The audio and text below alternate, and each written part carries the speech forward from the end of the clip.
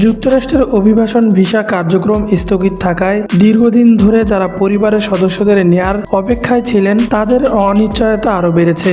এ সিদ্ধান্তে যুক্তরাষ্ট্র প্রবাসী বাংলাদেশিদের বহু পারিবারিক ও ব্যক্তিগত পরিকল্পনা স্থবির হয়ে পড়েছে। কবে নাগাদ পরিস্থিতি স্বাভাবিক হবে সে বিষয়ে কোনো নির্দিষ্ট সময়সীমা না থাকায় প্রবাসীদের মধ্যে উদ্বেগ ও মানসিক চাপ বাড়ছে। এমনকি যেসব বাংলাদেশি বৈধভাবে গ্রিন কার্ড বা মার্কিন নাগরিকত্ব পেয়েছেন তাদেরও মধ্যে আতঙ্ক তৈরি হয়েছে, কারণ ট্রাম্প প্রশাসন পুরনো গ্রিন কার্ড ও নাগরিকত্ব পূর্ণ মূল্যায়নের ঘোষণাও দিয়েছেন, যা অভিবাসীদের নিরাপত্তা বোধকে আরও দুর্বল করেছে। মার্কিন প্রশাসনের এই কঠোর অবস্থানের পেছনে পাবলিক চার্জ নীতিকে প্রধান কারণ হিসেবে উল্লেখ করা হয়েছে। এই নীতির আওতায় অভিবাসীরা যুক্তরাষ্ট্র প্রবেশের পর সরকারি সহায়তা বা জনকল্যাণমূলক সুবিধার উপর নির্ভরশীল হলে তা নৈতিকভাবে বিবেচিত হবে বলে জানিয়েছে কর্তৃপক্ষ। তাদের মতে এতে দেশটির অর্থনীতির ওপর অতিরিক্ত চাপ সৃষ্টি করে।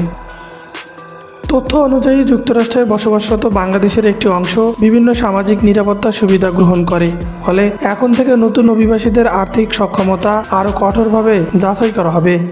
পাশাপাশি আগে যারা আত্মীয় স্বজনকে স্পন্সর করে এনেছেন এবং তারা যদি সরকারি সুবিধা গ্রহণ করে থাকে সেক্ষেত্রে স্পন্সরকেও দায়ভার বহনের ঝুঁকিতে পড়তে হতে পারে। পর্যাপ্ত আয় বা নির্ভরতার নিশ্চয়তা না থাকলে ভিসা পাওয়ার সম্ভাবনা কমে যাবে।